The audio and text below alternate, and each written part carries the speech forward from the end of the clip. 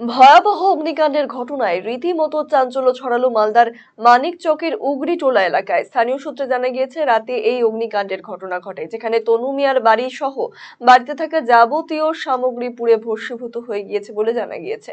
এমন অগ্নিকাণ্ডের ঘটনায় স্থানীয়রাই আগুন নেভানোর কাজে এগিয়ে আসেন। ঘটনার খবর পেয়ে আসেন মানিকচক থানার পুলিশ প্রশাসন।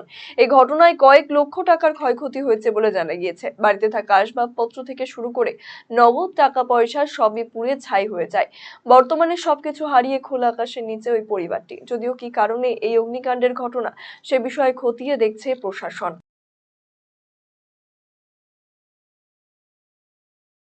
চান করছিল তো আমি বাইরে গেলাম, ও 5 মিনিট আগে পরে গেছে আমার থেকে।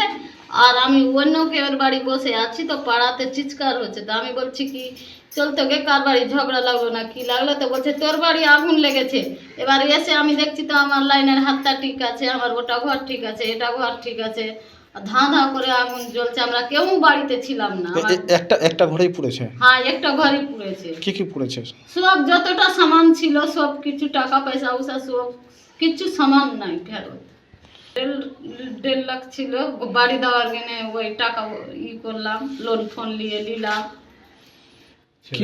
কি মনে করছেন কিভাবে আগুন লাগতে পারে? এটাই তো সমস্যা ভাই, তার করতে পারছি না আমি কিভাবে লাগলো। 10 মিনিট আগা পিঠে আমরা দোনো স্বামী স্ত্রী বের হলাম, কিভাবে কি হলো এটাই আসলাম, তুমি জানো।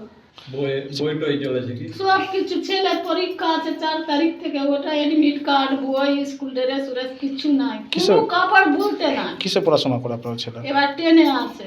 আমি কি চাইছি, আমি আমার ক্ষতিপূরণ চাইছি সরকারের।